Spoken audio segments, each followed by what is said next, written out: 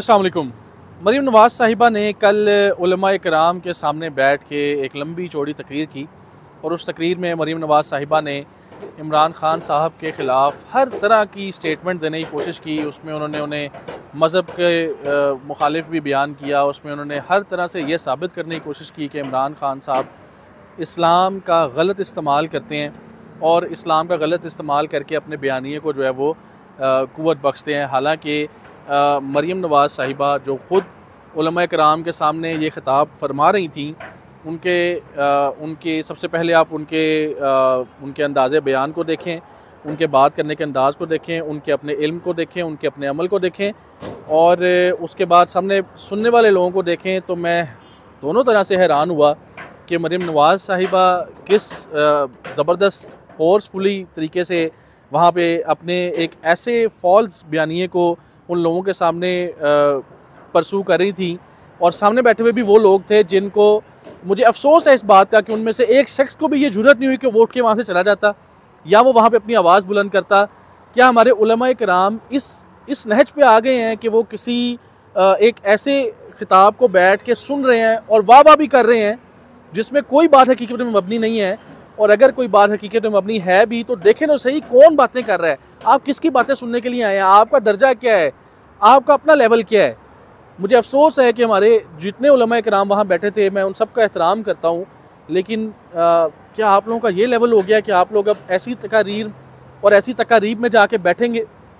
क्या आप लोगों के वक्त की ये कदर है कि आप लोग ऐसी जगह पे जाके ऐसे खिताब सुनेंगे जिनमें टोटली एक पॉलिटिकली एक शख्स को मिलाइन किया जा रहा है और उसके बयानिए को इस्लाम के साथ मिला के ये बात साबित करने की कोशिश की जा रही है कि वो शख्स इस्लाम मुखालिफ है। मुस्लिम लीग नून शुरू से यही वतीरा अपनाए हुए है। मरीम नवाज़ साहिबा 100% मोहतरम नवाज़ शरीफ साहब के नक्शे कदम पे चल रही हैं।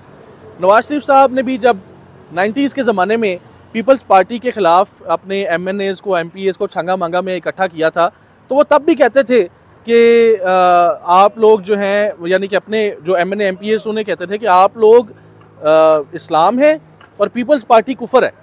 उस वक्त ये नवाज शरीफ साहब का बयानिया था और वो अपने MNA MPAs को कहते थे। कोई शख्स इस बात का रद्द नहीं कर सकता, हिस्ट्री का हिस्सा है ये। उन्हें कहते थे वो कुफर है, हम इस्लाम है। और आज वो कुफर उनके साथ मिल गया। बिलावल भुट्टो मरीम नवाज़ साहिबा की पार्टी एक हो गई है, दोनों एक ही बयानिए के साथ चल रहे हैं क्योंकि हुकूमत मिल गई है दोनों को।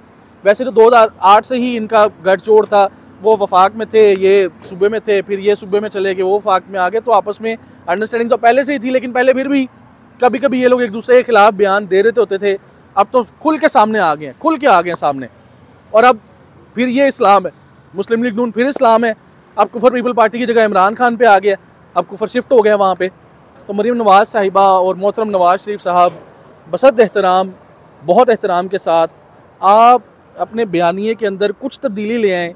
लोगों को इस्लाम दुश्मन साबित करने के बजाय अपने बयानिए को साबित करें कि आप ठीक हैं कि नहीं। आपने कल अपने खिताब में मरीम नवाज़ साहिबा ने फरमाया कि हमारे ऊपर जितने इल्ज़ामात लगे हम उन सब से क्लियर हो गए। क्या आपका मतलब वो सामने बैठे हुए लोगों को शर्म आनी चाहिए जो सुन रहे हैं कि ये क्लियर हुए हैं आप लोग कि आप लोगों ने कतरी खत पेश किया, ये क्लियर हुए हैं आप लोग कि आप लोगों ने पहले कहा कि मेरी लंदन तो क्या पाकिस्तान में भी कोई प्रॉपर्टी नहीं है और फिर आपकी अरबों की प्रॉपर्टीज़ निकली। ये क्लियर हुए हैं आप कि आप लोगों ने फिर खुलेआम पहले नवाज़ शरीफ साहब ने floor of the house parliament पे खड़े होकर कहा कि जनाब स्पीकर मेरी ये प्रॉपर्टीज़ हैं, जनाब स्पीकर मेरी ये प्रॉपर्टीज़ नहीं थी, ये मेरा कोई ताल्लुक नहीं है। और उसके बाद आपको सबको ये मानना पड़ा कि जी हाँ ये लंदन के फ्लैट्स हमारे हैं, ये प्रॉपर्टीज़ हमारी हैं। उसके बाद नवाज़ शरीफ साहब को अकामा के ऊपर डिसमिस किया गया। मैं अदालत के फ़ैसले के ऊपर बात नहीं करता, लेकिन आप हमेशा उसको फिर अपनी चोरी को कवर करते हैं, कहते हैं देखें ये अकामे पे निकाल दिया। अकामे को छोड़ दें। आप मुझे ये बताएं, अकामा जिस कंपनी के ऊपर निकाला वो कंपनी नवाज शरीफ साहब के बेटे की है या नहीं है? ये तो आप मानेंगे, सब मानते हैं। वो कंपनी नवाज शरीफ साहब के बेटे ने कहाँ से बनाई, वो पैसा उनके पास कहाँ से आया? ये बड़ी सिंपल से क्वेश्चंस हैं जो सामने बैठे उलमा किराम जो जितने लोग वो खिताब सुन रहे थे उनको ही पता है। लेकिन अफसोस उनमें से किसी शख्स ने इतनी जुर्रत नहीं की कि वो उठ के बोलता। और अगर ये जुर्रत नहीं थी, किसी वजह से कुछ प्रोग्राम्स में सख्तियाँ होती हैं, तो फिर एटलीस्ट कोई तो शख्स ऐसा होता जो उठ के उस तकरीर में से चला जाता और नागुज़ीरियत का वहाँ पे ऐलान करता कि मैं ये बातें नहीं सुन सकता, ये बातें दुरुस्त नहीं है। लेकिन अफसोस हमारा लेवल इतना गिर चुका है कि हम लोग हिस्ट्री को भूल जाते हैं। हमारी शॉर्ट टर्म मेमोरी लॉस का जो है ना वो मसला है हमारी कौम का। हम सब गजनी हैं हमें शॉर्ट टर्म मेमोरी लॉस का मसला है और हम लोग भूल जाते हैं कि पास्ट में क्या हुआ था। इन लोगों ने ही पास्ट में क्या बयानिया बनाया था, इन लोगों में ही पास्ट में हमारे साथ क्या क्या झूठ और फ्रॉड किए हुए और बोले हुए, और हम लोग दोबारा उनकी बातें सुनते हैं और बैठ के सुनते हैं और वाह वाह करते हैं। मुझे बहुत अफसोस हुआ ये वीडियो देख के और वो खिताब सुन के। मैंने वो खिताब सुना। मैं ऑल्दो मरीम नवाज़ साहिबा की स्टेटमेंट में से किसी एक बात से भी मुत्तफिक नहीं हूँ, लेकिन उसके बावजूद हमें दूसरों की बातें सुनने का हौसला होना चाहिए। मैंने भी सुना, लेकिन मैं सुन इसलिए नहीं रहा था कि मैं उनका वो खिताब सुन रहा था।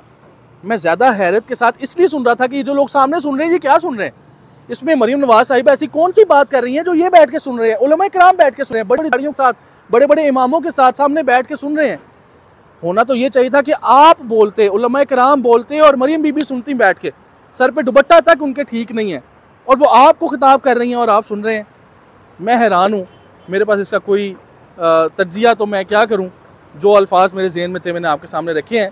आप एग्री करते हैं या नहीं करते, कमेंट सेक्शन में मुझे ज़रूर बताइए।